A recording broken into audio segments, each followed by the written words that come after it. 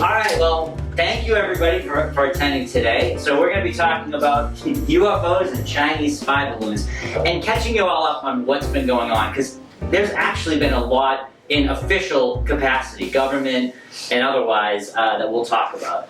So a little bit about us. So you usually see Dave from Therapy Gardens. When I joined him, he was just in the process of kind of branching off into a sister company called SeniorU.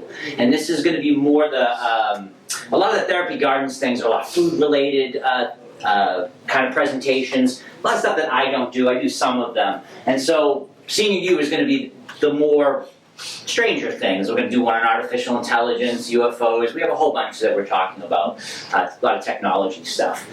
So a little bit about me, Chris Torres. I am originally from Methuen, Massachusetts, so way up on the North Shore. Currently live in Salisbury Beach.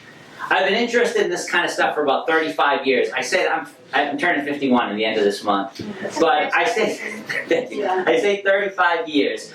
But I don't remember a time when I wasn't into this stuff. It's always just been interesting to me. I always like to ask the question, what if? You know, I don't necessarily always need to believe something on the first, but I won't disbelieve it. I'll just say, interesting, give me more. I do a podcast. I apologize for the fruity language, but it's called Not So Deep, SHIT, with Chris and Steve. So there's little cards up here that have how you get my podcast. We talk about this kind of stuff. And I also have a little handout at the end you can get. All it is links to some of the things I'm going to talk about today. So you don't really need it beforehand, but you can free to grab one of these on the way out. So what are our goals for today? Let's just have fun. This is a fun topic. I'm going to catch you up on what's been going on. There's a lot going on in the realm of UFOs.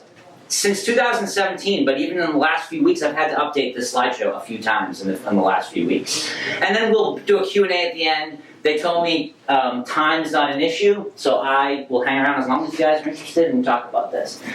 This presentation is really just a fraction of the story. There's so much more to talk about this. When you delve into this topic, that some say has been going on since the late 40s, some say much longer, there are so many interesting pieces to chase on this. So this is just a small slice, but if you like what you see here, please let them know so we can bring you more of this type of content, because I love talking about it. So, perception on UFOs has changed in the last few years particularly.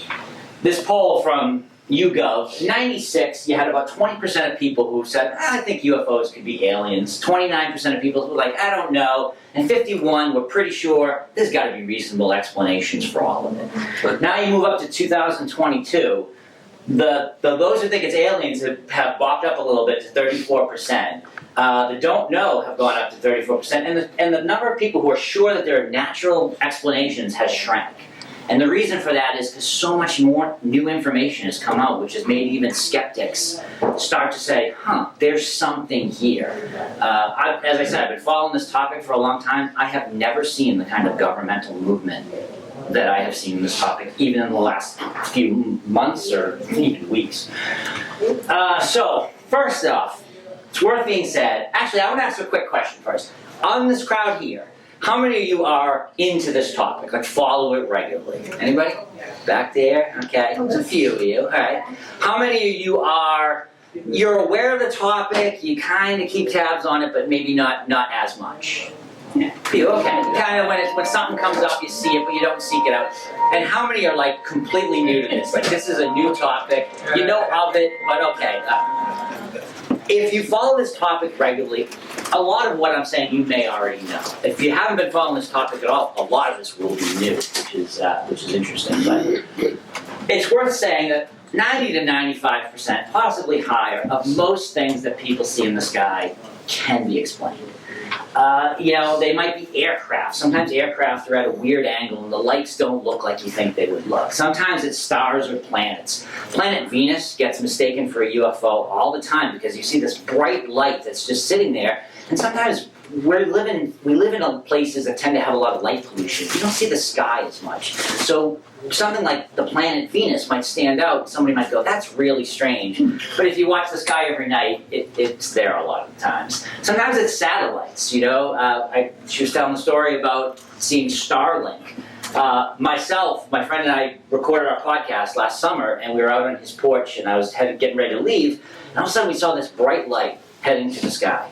And him and I looked at each other, and we were like, could this be real? Could we be seeing a UFO? Because we need to go back in and record. And then I was like, wait a second, I have this app on my phone, it's called Sky Guide. And when you can download it, it's a free app, and you can hold it up, and it'll kind of identify stars and planets. It's really cool for iPhones and Androids. So when I held my phone up, I went, no, it's the International Space Station, which I hadn't really seen a lot of, but that's a bright light moving through the sky. So most of what, and sometimes it's weather type stuff. So that is true, but there's that small percent. It might be 5%, it might be a little higher, it might be a little lower, of things that are truly unexplained, that they cannot find an explanation that fits.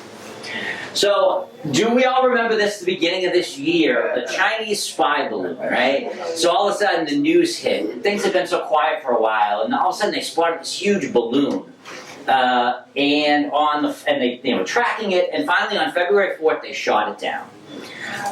It was a weird couple of days, even from the point where, because people were asking, what's going on here? How can you not, that balloon is not small. How can you not see that? We had a lot of pictures of it. I mean, they took pictures of it. A pilot did a selfie as he flew by, so you could see a picture of it. They shot it down, and you saw the pictures of the crew picking it up and all this. And since then, you've seen tons and tons of photos. And we all thought it was over. And then all of a sudden, on February 10th, there was this news story that came out that Alaska detected something. They detected something over Alaska, and they sent the U.S. went out there and shot it down. And then the next day, in the central Yukon, in Canada, a small cylindrical object that they shot down. And then the next day, on February 12th, there was a third mystery object that they shot down. Those early days when they kept having the press conferences, it was very confused because they wouldn't call it a balloon. Different members of the press kept saying, well, what about these other balloons? And they were like, not balloons, objects. And that's all they kept saying. And they were very cagey about it. But what we did hear is a lot of questioning of why now? Like, why all of a sudden are we seeing spy balloons? Why all of a sudden, some days later, are we shooting things out of the sky? And the answer that came was that the Pentagon had adjusted the radar, had made a little flip to catch things. A lot of things are in the sky. And if they paid attention to all of them, it would just be too much. And generally what they're looking for when they look in the skies, they're looking for a plane. They're looking for a missile. They're looking for something that could be of danger to us. Smaller objects that move erratically, according to them, were not in their, in what they were looking for. But why had they adjusted their radar? All of a sudden we're seeing these things. And the reason why is it kind of starts, why weren't they looking at them before? It's because of UFOs. That's what made them adjust their radar. So, this is the first acronym we're going to hit. We're going to hit a lot of acronyms, right? Some of this stuff can get confusing because of acronyms the government uses. Try not to get bogged down in that. I just give it to give the complete story. It's more you want to just kind of take the overview of what's going on. But UFOs is what we've always called them, right? UFOs. Somewhere along the lines, though, the government, when they started looking into them, they decided to call them UAPs, for unidentified aerial phenomena. Because the term UFO had baggage associated with it. Everybody was kind of used when somebody said UFOs, there was a certain way people reacted. And so when the government wanted to start looking into these, they rebranded them UAP. That acronym has actually changed from unidentified aerial phenomena to unidentified anomalous phenomena, because as they started to look into this, it's not just in the air. Sometimes these strange things are detected under the water, sometimes in near orbit or possibly even orbit. And so they added the term anomalous to just say, this is all the stuff that's in the air that we're not quite sure. So the term UFO, as I said, has always had a stigma, right? Entertainment-wise, Hollywood and TV movies, they love UFOs. There's aliens, there's spaceships, Close Encounters. From Close Encounters, way back in the 50s, when the first movies, a lot of them were science fiction and stuff. So entertainment-wise, Hollywood and media, that has no problem. But when it comes to news, generally, this is how the UFO topic is handled. Does anyone ever remember the Weekly World News? that tabloid that used to be on I used to love that thing only because I wanted to work for it and say if I could just have a job where I just make up crazy stories for my job, that would be fun. I mean, like things like this, when you see it, it's just so ridiculous. Look at that, cuffing him and putting him in the car. You can tell it's the worst photoshopping. That's how news media would generally handle this topic. Or if you started on the local news, they would joke, there would always be laugh, they'd play X-Files music. Generally speaking, it was treated, if it was covered at all, it was treated as kind of something we snicker at. That's changing. You'll see a lot more stories on the news where they cover it more or less straight. They don't put any swing on it. And a lot of that comes from 2017. When all of a sudden, on December 17th, on the front page of the New York Times, there was this story about how the Pentagon has had a secret UFO program that nobody knew about that was uncovered. And Helene Cooper, Ralph Blumenthal, and Leslie Kean, Helene Cooper is at the New York Times, and the other two write occasionally for it. And so that was a major story. It was actually on it was called Real UFOs, Pentagon Unit Tried to Know, on the paper version, and the online version called it Glowing Auras and Black Money, the Pentagon's Mysterious UFO Program. So that introduced us suddenly for the first time to this program that had been called ATIP, the Advanced Aerospace Threat Identification Program. It was a part of a larger program that was called OSAP, which was Advanced Aerospace Weapons System Applications Program. The government loves their acronyms. Senator Harry Reid, if you remember him, he had of Nevada. He had really worked to get this going, get them a bit of a budget. They funded this program from 2007 to 2012, and then it continued without real funding until 2017, just before that article came up in the New York Times. And the reason for that is the guy who ran the program for most of its existence, from 2008 to 2017, Luis Elizondo. If you watch some stuff on TV, especially UFO stuff now, you may see him from time to time. He was making the rounds for a bit. But he was a U.S. Army intelligence officer, like a serious guy. If you watch interviews with him, you can tell he's a serious military guy. And he came into this program, and they put him in charge and said, see if there's anything to this. And he started poking around, and he started to find that there was something to it. The article also introduced us to another character, Christopher Mellon. The Mellon name, we know that because his great-great-grandfather founded Mellon Bank, and his great-grandfather co-founded Gulf Oil. So this is one of those guys, rich family. He's been in government forever. I think he's worked for every administration. I think it was Bush Senior, and I think he worked for Obama as well. He bounced around. Actually, no, I'm sorry. It might have been Clinton and Obama. So he's worked a lot of in government for a long time. And him and Elizondo helped leak these 3 videos to the New York Times to go along with the story. And they got these declassified enough so they could get them out. You have seen all these videos. Any segment on TV that talks about UFOs usually plays one of these videos in the back. They're interesting. So we're going to go through the 3 videos, and I got little bits to play here, and we'll see. So one of the videos, so there's 3 different names of the video. They call it the Go Fast, the FLIR 1, and the Gimbal. They give it the name of what system picked it up. That's how they named it. So one of these events came from 2004. It's called the Tic Tac encounter. This has been out a lot, but apparently the USS Nimitz Carrier Strike Group was off the coast of Southern California, and they were doing training with with another ship, the USS Princeton. And the USS Princeton was picking up strange things on the radar. They were picking up objects that would appear, they said, at 80,000 feet. And then all of a sudden, in the blink of an eye, they detected 20,000 feet or lower. One account said that they detected it right over the water. And they couldn't figure it out. They thought it was a problem with their scanners, but because they had training going on, they said, we better send somebody out just to take a look, just to make sure. So they sent out 2 FA-18 Super Hornets. One was flown by Commander Dave Fravor, the other one was flown by Lieutenant Commander Alex Dietrich. Each of them had a weapons officer in their back seat. So they flew out to the point where this was supposedly happening. And what they encountered, the way Commander Fravor tells it, is they saw the water look like it was like something. It was a clear day. visibility, the water was calm, it was a nice day, but here this water is like boiling water, and all of a sudden over it, they see this object about 40 feet long that they described it as a tic-tac, like a tic-tac mint. And about the same size as their plane. That's why they say it's about 40 feet long, thereabouts. And it's bouncing back and forth, like just kind of like ping-ponging over the water. And they fly, Commander Frager breaks off and he flies down, and all of a sudden this thing starts mirroring him. Whatever he does, it does the opposite, almost like a game of cat and mouse. And then it zips off, like gone. And he reports back, and then a few seconds later, they tell him, we picked up the object again. It's 60 miles away in a matter of seconds. And even stranger, it's waiting at something called the cat point.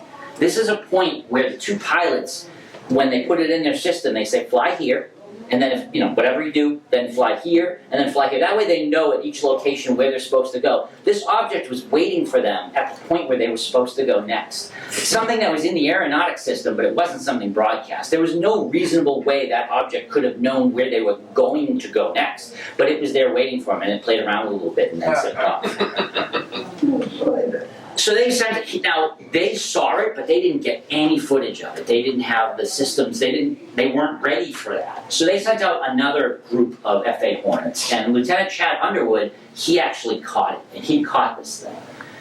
It's captured on the Advanced Targeting Forward-Looking Infrared Radar. So what you're seeing here is not a video. A lot of times these things, we call them videos, but what they really are is they're the video of what the sensor's picking up. So I'm going to play a little bit of this. It's not super impressive because there's no audio, but that's what they were tracking, this object that was just moving, and they couldn't quite get a beat on it. And it's just weird because it's something after what the pilots had reported. See, so now you have two pilots who saw the initial thing with their two people in the back seat, and then you have two other pilots and they had two people in the back seat. So now you're getting a lot of these pilots are put in charge of really expensive aircraft. These people are top of the top. Their lives depend on being able to identify if there's something in the air, what that is, and if that thing is a threat. And here they're all saying, this is weird. We don't know what this is. So this is where I want to talk about the 5 observables of UAP. This is why when I talk about UAP, or what we call UFOs, or what used to be called UFOs, what is it that makes them different from other aircraft? And a lot of this came out through Luis Elizondo, who talks about what he did in the program. And by the way, he left because in 2017, he resigned his position. He gave up his pension, he gave up everything because what he had been finding as head of this Pentagon-run UFO program, nobody was taking it seriously up the chain, even though he was finding lots of information that, that was worrisome, of things happening that the military could not explain. So what makes UAP UAP? Well, first of all, positive lift anti-gravity. They seem to be able to fly without any apparent means of what we consider propulsion. Our objects that fly under certain principles. You have wings, you have the thrust, the wind, it has to move in a certain way. These things don't move anything like a normal aircraft. Sometimes they make sudden and instantaneous acceleration. They've been detected going from stationary to zipping along faster than we could track, and making like right-angle turns. Things that if you did it in a real aircraft, the pilot would not survive because our bodies can't handle that. But yet these things seem to do it. Hypersonic velocities without any kind of signatures. Some have been observed to move at hypersonic speeds, yet speed's 5 times greater than the speed of sound, but yet they don't detect heat on it, or they don't detect anything that says, this is a jet engine blasting this thing. We can't figure it out. Low observability. Sometimes people see it with their eye, the radar doesn't pick it up. Other times the radar picks it up, but people can't see it with their eyes. Sometimes it's there and then it's gone. It's such a strange thing because it seems like it doesn't get seen when it doesn't want to. But sometimes it's seen. So does that mean that it's choosing to be seen? Who knows? But sometimes they detect it and sometimes they don't. And the last one is transmedium travel.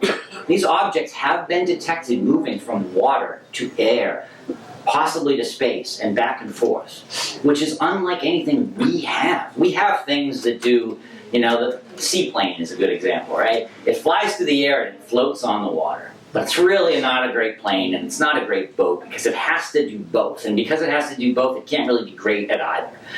These things seem to do things that are great in water, move without friction. In the air, move without, like, we have no way of doing it even on one front, never mind on multiple. So, back to the videos. So, the other two videos come from a bunch of years later, 2014, 2015, that area. The Theodore Roosevelt Carrier Strike Group was off the coast of Jacksonville, Florida. So the first one in 2004 happened off the west coast. This happened off the east coast. And they had just updated their radar, and they were suddenly detecting strange objects in the air flying in southeast of Virginia Beach. This is 2014, right? And so in April, they sent out a couple of FA-18EF Super Hornets, and they took off and they were flying next to each other at an altitude of about 12,000 miles high in the sky. And they were 10 miles off the East Virginia Beach. And they, 100 feet from each other, all of a sudden, they passed this object that they described, this is their description of it, of a dark gray cube inside of a translucent clear sphere, and it went between them. Like, they couldn't tell. They actually thought it was in a fixed position. It seemed to be just staying in the air. In hurricane force winds, that altitude, this thing was just there, and they zipped past it. And so later on, Lieutenant Ryan Graves, he's part of that squadron. He came out eventually to talk about it. He's one of the people who saw it with his eyes. He didn't catch this video, but I'm going to show you these videos because it's quite interesting. So this is the first one that they call the gimbal, and it's from that time frame. Dude, this is fucking drama, bro. There's a whole fleet of them. What did man say? My God. We're going against the wind. The wind's 120 knots to the west. Oh, big dude.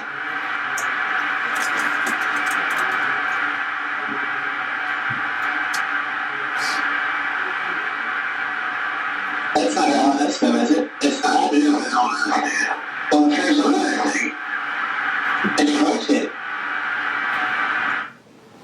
So firstly, again, this is, a lot of times they call it video, but what you're seeing is you're seeing their scanner. That's why people often say, oh, it's a grainy black and white video. You'd think the military would have clearer images than that. Some say they do. But what this is that's their sensor system. So that's the graphical interpretation of what the sensors are picking up. And so those who know these systems say that all these things mean something. And so a lot of people try to write this off and say that these highly trained pilots were overreacting to some piece of trash in the air. And those who know these systems say, no, that can't be true because the other things that these systems are picking up show that that's not the case. So here's the other one that was taken around that side. This is they were tracking something zipping across the ocean. And they're trying to lock onto it.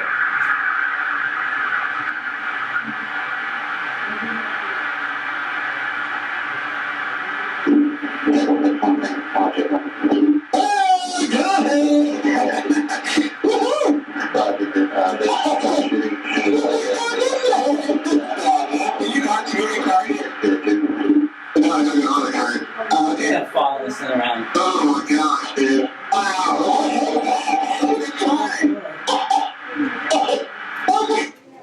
So that's the other video. So when these videos came out, they made a big stir, and this kind of, for the first time, in a major publication, here was the story that the Pentagon, for years, back in the day, there was something called Project Blue Book, and it was in the late 60s, in the 60s, they were, their last attempt to look at it. And they finally said at the end of it, there's nothing to all this stuff, and we're not paying. And their line, the government's line all since had been, since that day, we don't pay any attention to this stuff. And then all of a sudden, it comes out that here they have this secret program watching this stuff. And then these 3 videos, which again, in the context of how they came out, are really impressive because we've never seen anything like this. So that kind of got the ball rolling. And this is where our elected representatives actually started to take interest in this. And there's something called the Intelligence Authorization Act. At the end of every year, they pass this thing, and basically the House votes on it, the Senate votes on it, and they get together and put the two versions together. But basically, it's like telling the Pentagon, here's how much money you're getting, and here's what we want to see done with that money, kind of thing. And so they put in a whole amendment about advanced aerial threats, and they said, listen, we want you, the Pentagon, to look into this stuff, and we want a report delivered to Congress within 180 days. And this thing got signed in at the end of 2020. And they said, we want a report and bring us up to speed because something strange is going on here. And around that time, 60 Minutes covered it. And this was a major thing because, again, traditional media didn't usually chase UFO stories. They almost dismissed them immediately. And now all of a sudden you had a major publication, 60 Minutes, did it in May of 2021. You can see this online. I have a link to it, or the link on that paper here. But it's a very interesting segment. They did a whole segment on that, and they had Luis Elizondo talking about his experiences and the two fighter pilots who saw that Tic Tac. And so at this point was one of the first times you had people on the record with these type of backgrounds saying, you know, we actually saw something. One of the most interesting parts I thought of that whole segment was when Ryan Graves, he was involved in that 2014-15 incident. He said, we would detect these things flying around every day for at least a couple of years. And that's the major thing to take from this, is that this is not a thing that happened. This still happens. You can find service people today who will say, yeah, we still detect these things. They fly around sometimes. We just learned to not pay attention to them. Which is troubling because they're often in areas where we're doing maneuvers and things. If we had any thought that this was a foreign nation, I don't think they'd be that willing to look the other way. But for some reason, traditionally they have. But all this activity really spurred Congress, and all of a sudden this report that they had asked for was delivered. This was big for those who follow the UFO. Here's an official government report, written in very bureaucratic language. It's not the most scintillating thing to read. None of these reports are. They're almost intentionally made boring, but there's good information in there if you pick through. And one of the things that this report said is they had been tracking 144 UAP incidents in the military. These are only military incidents that they look at. They don't look at anything civilian. Between 2004 and 2021, they had 144 they were looking at. 80 of these involved multiple sensors. And again, that's important. If somebody sees something and that's all you have, or if one sensor picks it up, you can say, well, maybe that sensor was malfunctioning. But now you have 80 of these reports in which multiple sensors are picking up the same thing. That's important. 18 of these incidents, they said that have reported unusual flight characteristics. Those 5 observables we talked about, moving in ways that we don't understand. And some of them appear to demonstrate advanced technology. It was a short report, 9 pages, unclassified. You can get it on the government website. There was an unclassified version that someone did a Freedom of Information Act for. It was a little bit longer. I think it was like maybe 12 or 15 pages. Most of it was blacked out. Interestingly, though, when they released that one, they blacked out the shapes. There was this whole little thing about the different shapes, and for some reason they didn't want to tell anyone what the shapes were. So that report came out, and that created some stir. So the other thing is, some UAP appeared to remain stationary in winds aloft, move against the wind, maneuver abruptly, or move at considerable speed without discernible means of propulsion. Again, this is why this is so confusing to our military, is they're detecting these things, but they don't have the signatures of anything normal that we detect. You know, when we saw that balloon, it probably took them a little bit to figure out what it was, but they figured it out. Planes have a certain, look to them. These things operate. Out of all those, they were able, out of the 144, one incident they were able to clear up in that report. And they said it was a large deflating balloon. The other 143 at that point, they said, we have no idea what these are. Now, to be fair, also, the amount of information they had on 144, it wasn't like they had tons of information on all 144. Some of those, they only had a little bit, a couple, some of those didn't necessarily have a lot more you could do, but the ones that they could research, they could only resolve one. So, the media took a little bit of interest in this. You probably saw some headlines around this time. Mostly these headlines were basically saying, the government's not saying aliens are here, but they're not ruling it out either. That was a very interesting thing that the report said. It actually mentioned extraterrestrials, which you don't often see mentioned in government reports. And they said, while we cannot say that that's what it is, we cannot rule it out, which is very interesting in and of itself. But basically, the headlines that came out from this is the government's looking into it. They have no idea. And then that sparked a while later, in 2022, we actually had hearings. Now, there are some who say these aren't hearings, these are what's called briefings. Because in a hearing, all the witnesses are under oath, and that you get lots of testimony. Whereas these were basically getting two Pentagon guys in front of Congress, and they could pepper them with some questions about all this stuff and see if there was any answers. My understanding, though, is that they're not technically under oath, but also it's frowned upon if anything they said was later found to be untrue. After the classified and unclassified briefing that was televised, C-SPAN, I think I have the link on there where you can actually go to C-SPAN and watch it. It's interesting. They had a closed-door classified briefing that the public didn't get to see.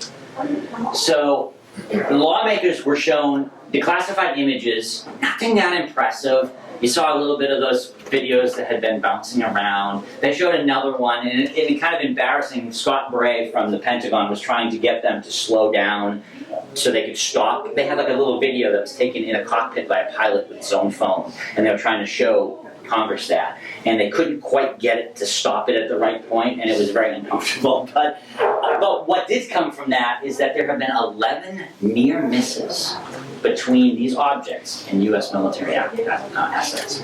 That means 11 times our military people almost hit one of these things.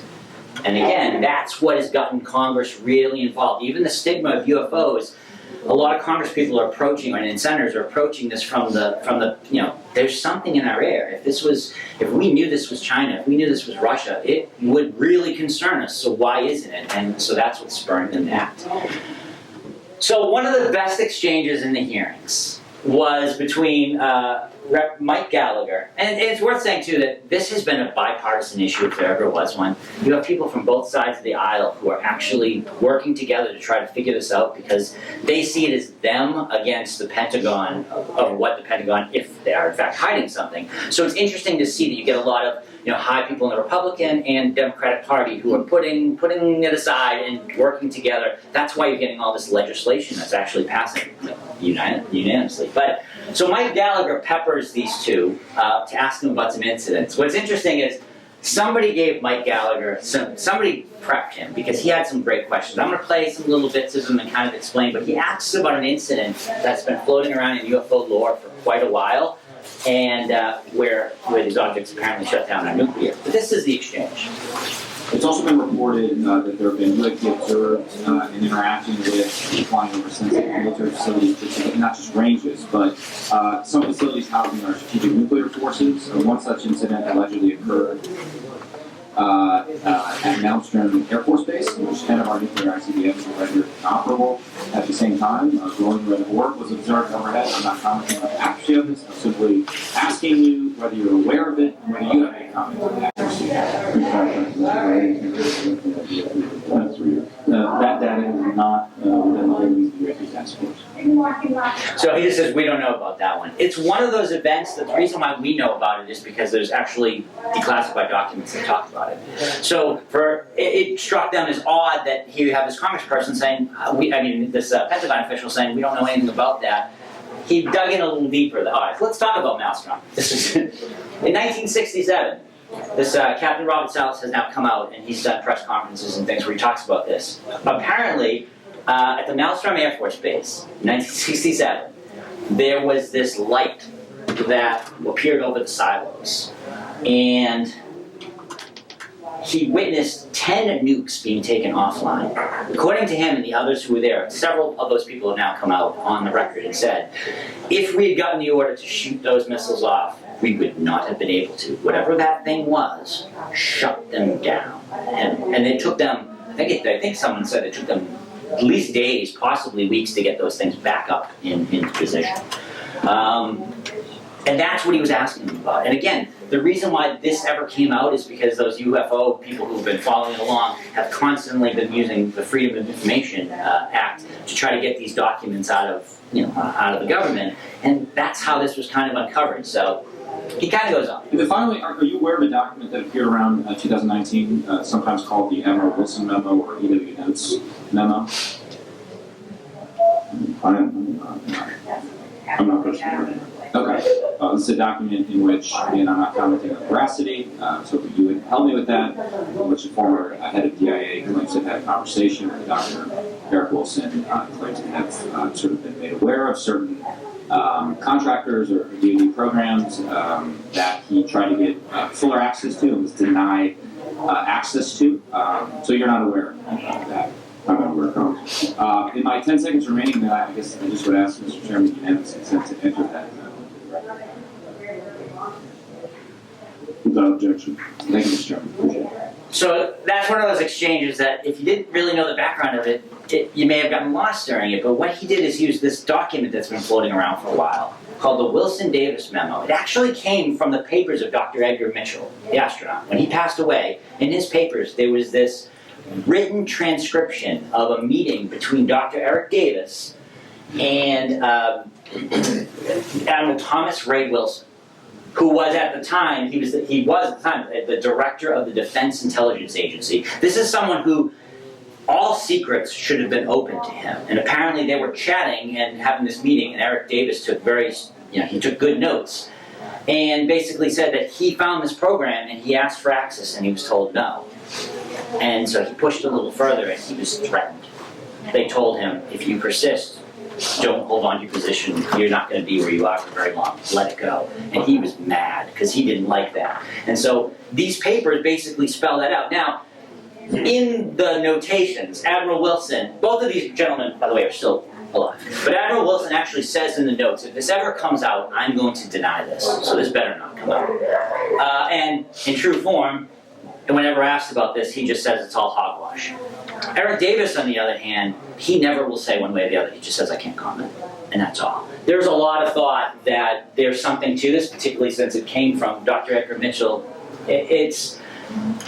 And the fact that now that they entered that into the congressional record, that's why it's important, is because here's this document that the veracity of it has been challenged for a while, but all the pieces are lining up, and all of a sudden it's entered officially into the congressional record, which is huge because that means they can actually look into it and they can actually see if it's true. So there's a lot to that hearing. I recommend, if you find it, it's on, I think it's on YouTube, I know it's on the C-SPAN. They're interesting to watch. I mean, it's interesting to see what is actually happening because there's language being used in government quarters that you never thought would. They're talking about things like the possibility of a non-human contact, and they're not doing it jokingly. They seem like they're somewhat concerned about it. So the UFO programs have changed names in the Pentagon. This is where all those acronyms. They called it the UAP Task Force in 2021. This is when things were starting to heat up again, and the Pentagon suddenly said, "No, we opened up our own little program."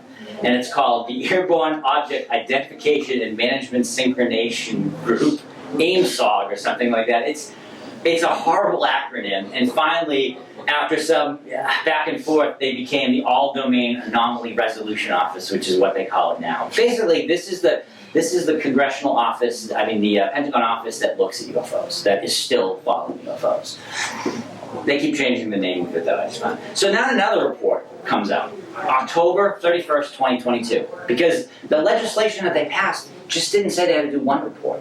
So you have to give us updates. We need to know what's going on. So they're really putting the pressure on, and so there's another report that came out. So in this report, they examined 366 incidents of UAP. Again, they're only looking at military incidents. They're only looking at things that happen within the U.S. military. They don't, civilians, sightings, none of those. These are things where they actually have, credible witnesses and, in some cases, a lot of data. There were 247 new UAP reports in the 17 months since the last report.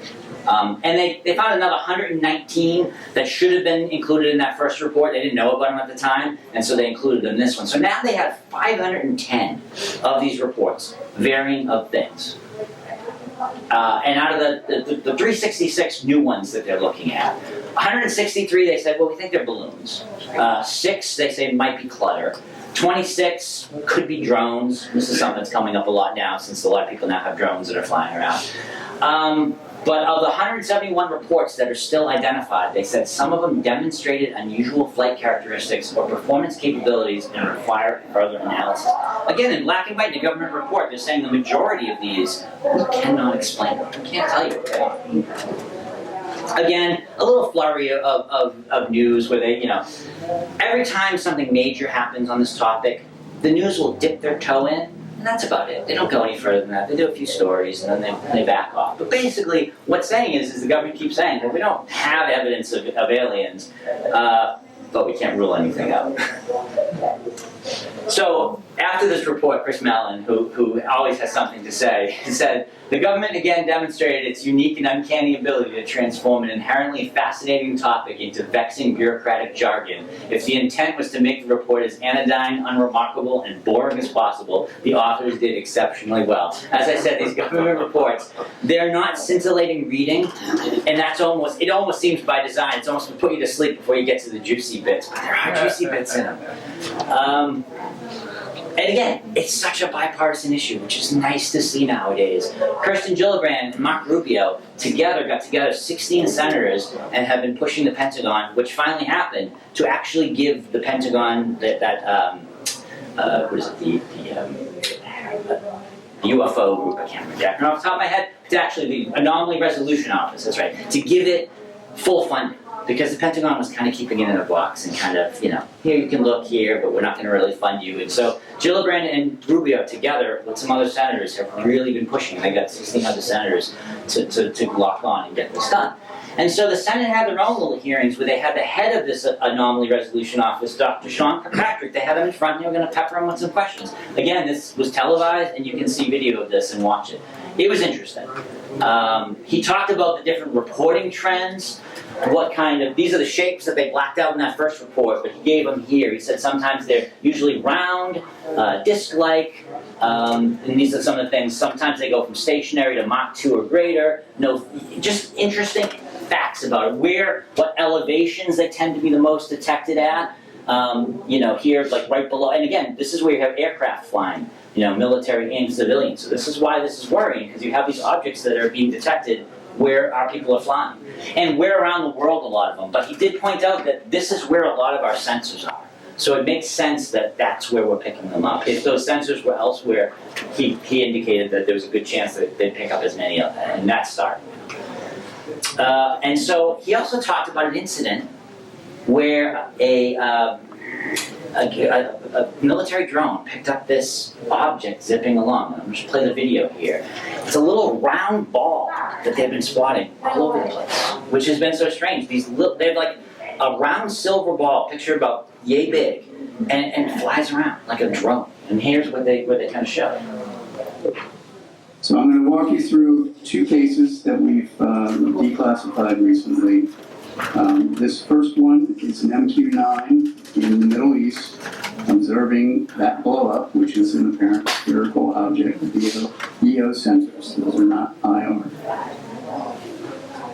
You want to go ahead and click that and play it. You'll see it come through the top of the screen. There it goes. And then the camera will slew to follow it. You'll see it pop in and out of the screen, field of view there. This is essentially all of the data we have associated with this event from some years ago.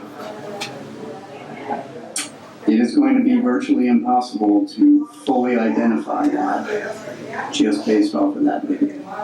Now, what we can do and what we are doing is keeping that as part of that group of 52% to see what are the similarities, what are the trends across all of these, do we see these in a particular distribution, do they all behave the same or not? As we get more data, we will be able to go back and look at these in a fuller context.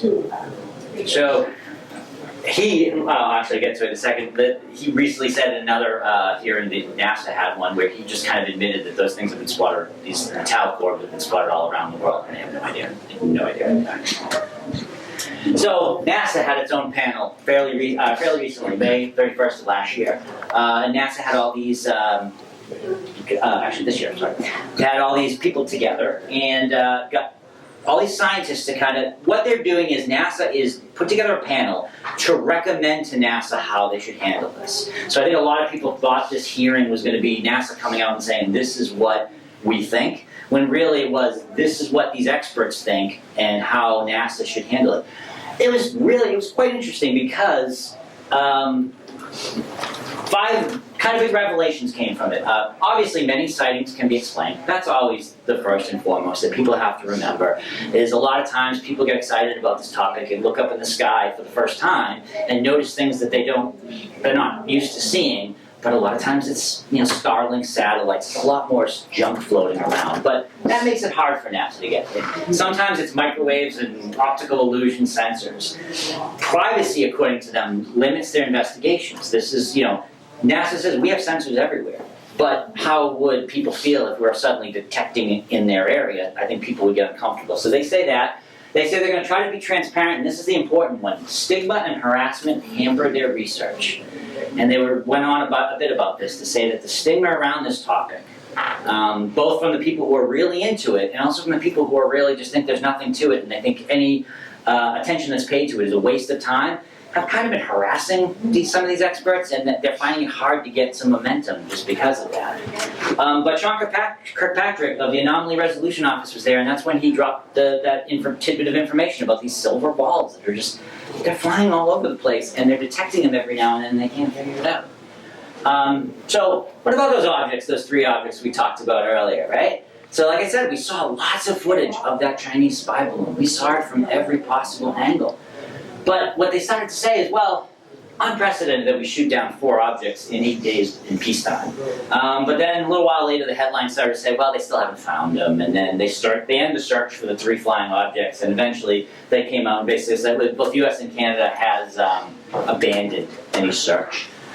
And so you'd say to yourself, okay, but they did shoot them down, and we did get to see all that footage of the balloon, right? So there's no reason why we shouldn't be able to see this, right? This can't be any more secret. But the Pentagon, to this point, has refused to release any data of those other 3 objects. They won't release any of it. What I have heard, and this is just anecdotal, is that the other 2. The one in Alaska is interesting. The other, because that was the one that first came out with the reports were kind of confused. As the others came out, it was more clear that those were probably balloons. But that one in Alaska, according to some are saying that they were still doing, trying to recapture it or something or find it on the ground. Like there's a lot of confusion about it. But the fact that even congressmen and senators are saying they won't show them the footage for whatever reason. And again, you ask yourself, even if on this topic you're a little bit like, I'm not quite sure. How does that make any sense? If they literally showed us every aspect of that Chinese balloon, but when these other objects, suddenly we can't see them?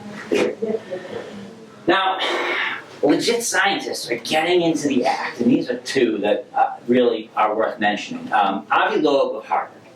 He has been very vocal on this, where he's a scientist and he doesn't have an opinion. He says he just wants the science. And Dr. Gary Nolan of Stanford, and he's a microbiologist and immunologist, right? And so Avi Loeb has created this organization. It's called the Galileo Project. And what he did was he built this entire suite of sensors on top of the observatory of Harvard to look at the sky in every possible way.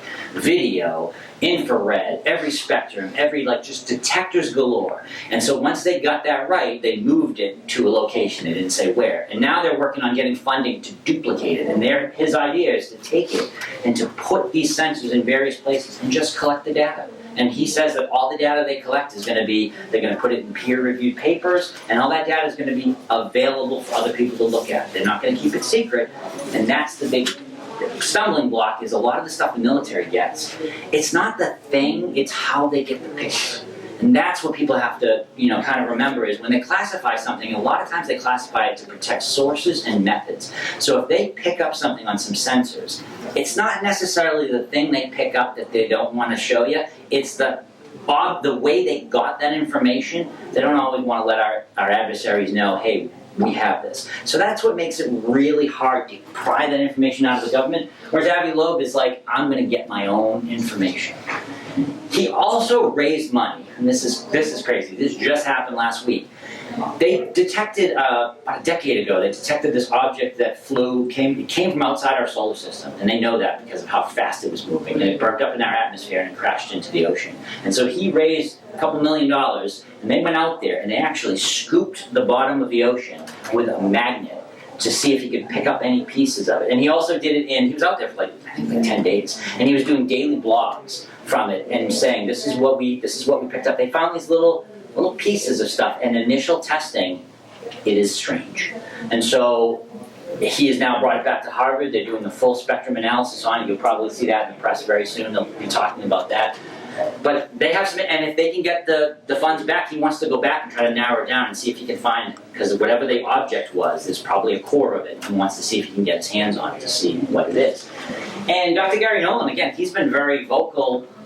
And these are two people who are high up in academia. So that's why it's so important. Is he's come out and basically said the information that he's gotten, he's tested objects that don't seem to play by our rules. He says that he's tested some metals. Not that we couldn't make them, it's that it would be very expensive, and he's puzzled as to why we would. It was some of the metals that he says that they're put together, they're all the stuff that we could do it if we wanted to. It would just be very expensive, and just there's no reason for it, and so there's a lot coming on that. Representative Tim Burchett of Tennessee, again, politically, you can feel whatever you feel in these people, but he's been very vocal on this topic, and he wants to get to the bottom of it. He's trying to get hearings, and he's actually you may hear this week about hearings in the House and possibly in the Senate as well, because the Senate is looking into this as well. And this is the big news that has happened recently. This gentleman, David Grush, he ran the UFO task force after Elizondo left. He got put in charge of it. He finally left, and he blew the whistle and says that there is in the possession of private aerospace, but with government cooperation, that we actually have these craft. We have intact craft that are not ours, that are non-human. Now this was a huge news story because you've never had a person this high up in the government who talks about it. So let me play a little bit. So David Grush, by the way, decorated. This story came out about a month ago. There's not been one piece that has taken anything from him. He is a decorated former combat officer. He works for the National Reconnaissance Agency and the National Geospatial Intelligence Agency, two high-level organizations, and was put in charge of the UAP task force. And he's basically coming out and saying, I haven't seen this stuff, but I have, through my investigations, have talked to people who have. And so let's hear a little bit. News Nation, I don't know if you're familiar, it's one of the newer cable news stations. They got the exclusive on this and played the interview. I like them. I gotta say, I'm not one for cable news generally, but they seem to have a UFO segment just about every hour, which is nice. Let's play a little bit of this. What conclusion did you come to at the end of your time on the UAP task force? The UAP task force was refused access to a broad crash retrieval program. When you say crash retrieval, what do you mean? These are retrieving non-human origin technical vehicles, call it spacecraft if you will, non-human, exotic origin vehicles that have either landed or crashed. We have spacecraft from another species. We do. Yeah. How many? Quite a number. You're kidding. No. I thought it was totally nuts, and I thought at first I was being deceived. It was a ruse. People started confiding in me. They approached me. I have plenty of current and former senior intelligence officers that came to me, many of which I knew almost my whole career, that confided in me they were a part of the program. They named the program. I've never heard of it. And they told me, based on their oral testimony, and they provided me documents and other proof, that there was in fact a program that the UAP task force was not read into. So the reason why this is really important is he put in a complaint with the Inspector General. This is like the law enforcement of the government. And he put in a complaint because as he was trying to get access to this, they started giving him he started getting harassed, basically. And he put in a complaint, and the Inspector General found the complaint credible and urgent and referred him to Congress. So now this information, normally somebody comes out with claims like this, we see it on TV, doesn't go much further. He's now testified in front of committees of Congress, and they're looking to get him at public hearings, which you'll be able to watch on TV, to talk about this. Since then, you've had other people come out and vouch for his credentials, and there's actually been some reporting out there where some contractors have come off the record and said, yeah, we've seen these things. Word is that one of them is so big they had to build a building around it, but it can't be moved. It's where it is, and it ain't moving, and so they built a building around it in another country. So this is it. So again, it's strange that this hasn't hit everywhere yet, but it's about to, because Congress is acting. Probably this week you'll hear about these hearings, but it's out there, you know.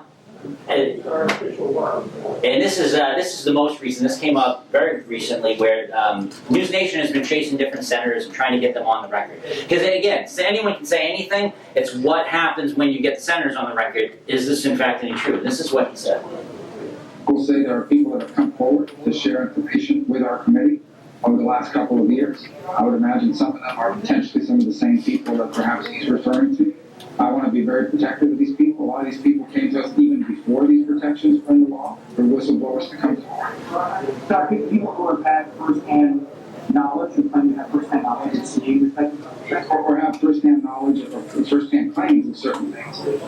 Some are public figures, you know, and we've heard from them in the past. Others, you know, have not shared publicly.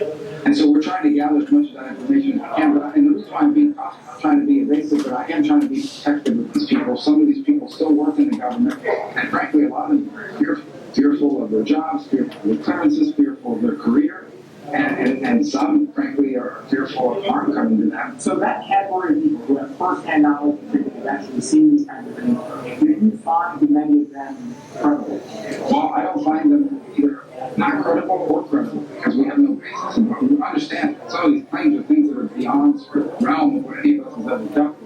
What I think we owe is just a mature, understanding, listening, and trying to put all these pieces together and just sort of intake the information without any prejudgment or jumping to any conclusions in one direction or another. I will say I find most of these people at some point, or maybe even current, have held very high clearances in high positions within our government. So when you start acting, you do ask yourself, like, what incentive would so many people with that kind of qualification, these are serious people, have to come forward and make something happen? So that's major when a sitting senator says something like that. There was a time when even approaching this topic as an elected official was like electoral suicide, and now you have top-level senators and congresspeople freely saying, yeah, something's weird here. So as I said, there's a lot going to be happening. Pay attention to the news because you're going to see more. A couple of great UFO documentaries if you want to get boned up on this topic. James Fox, he put out a movie called The Phenomenon. You can find it. I have the link listed on there, but you can find it a lot of times. I think for a while it was on YouTube for free. Tubi had it. You can find it out there. That's a good primer. It takes you back to the 40s when, you know, what happened. And everything he talks about is backed up with archival footage of what happened or news reports from the day. So it's not a lot of just off the cuff stuff. And then a strange documentary called Moment of Contact, where in '97 there was, I think 96, 97, there was a crash of some object in Brazil, and there was a crazy story of beings that were picked up, and there's a whole thing. As you watch this documentary, you get to hear from the people at the time and now recounting the story, a lot of eyewitness testimony, and again, it's compelling. So those are two. And then recently, Leslie Keane, one of the ones who wrote the New York Times article in 2017, and she actually wrote the article as well with the other guy from that, with the Ralph Blumenthal, about that whistleblower who just came out. So there was a documentary on Hulu, and it was called UFOs Investigating the Unknown. It was on Hulu and National Geographic. So worth watching if you come across these. But that's all I got for today, and I'm happy to take questions if anyone has any.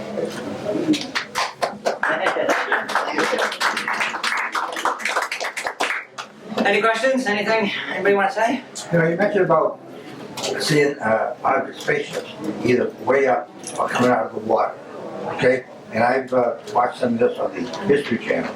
talking about some of these spaceships that they've seen go underground to mountains or building a city down in Antarctica and watching things going and coming from there. It's You know crazy. anything about that? It's interesting. So what he's talking about is that there's been reports, and again, that's the problem with this topic is you have a lot of eyewitness accounts, right? And eyewitness accounts by themselves, what can you do with that? You know, somebody comes to you and says, I saw this thing, and it sounds like nothing you've ever seen before. But all you have is that person's word, right? And even if they're a good person, even if they swear up and down they're telling the truth, how do we ever know? How do we know that they didn't just misinterpret? People misinterpret stuff all the time. I mean, a lot of times lawyers, my friend who I do the podcast with, he's a lawyer at his day job, and he always talks about how eyewitness testimony is the most compelling, but it's the most unreliable. Because you can have a bunch of people who are in the same area where something unfolds, and then you question them, everybody has a slightly different account of what happened. Sometimes people, in telling a story, they fill in the gaps. But what he's talking about is stories of like craft coming out of the ocean, going into mountains. There have been crazy theories. One of the most interesting things I think is when you ask a lot of these Congress people, again, senators, these are not scientists, when you try to nail them down about extraterrestrials, a lot of them are careful to just go, well, let's just say non-human. A lot of them are very careful to not say extraterrestrials, and I think it's thought by a lot of people that one of the reasons this is because the explanation of alien from planet X flying here is the one our mind wants to wrap around because it seems unbelievable, but out of all the alternatives, it's the most kind of, we can get our heads around it. But a lot of people are saying that the answer to this may be quite different than that, and it may stretch our minds in ways that we don't know. You have people talking about, are these things been here all along? Because you can find accounts through history of Roman accounts of saying, hey, we saw this flying shield and it was flying to the air. If you look at some accounts, one could make an argument that these things have been here for a long time. Maybe they've always been here. Maybe they're here. They share the planet with us. That's one theory, and that's where you get the stories of. And then, of course, you have stories of did our governments make a deal with them? Again, this whole topic is fraught because at first you start with things in the sky you can't identify. Everybody gets that. As soon as you start looking into it, all of a sudden it starts getting weird. People start talking about beings and crop circles and abductions and cattle mutilations. It just gets weird. And what happens is a lot of people at that point either leave the field and say, this is too weird for me, or they confine their research to one area of this. And the reason why that's tough is because there seems to be a connection on this stuff. As weird as it sounds, as weird as that is to wrap your head around, when people, there's a connection between, they think there's a connection between consciousness. It's a strange thing. There's been reports saying that the reason why we can't get this stuff to work, even though we have it, is because it operates on a fundamental different principle than anything that we're familiar with. So yeah, it does. It's a strange thing. Who knows? That's a good question, though. Any others? Are you cold? All right. I'm going to be here for a bit if anybody wants to chat, but thank you so much for coming and enjoy the rest of your day. Thank you. And feel free to take one of these sheets and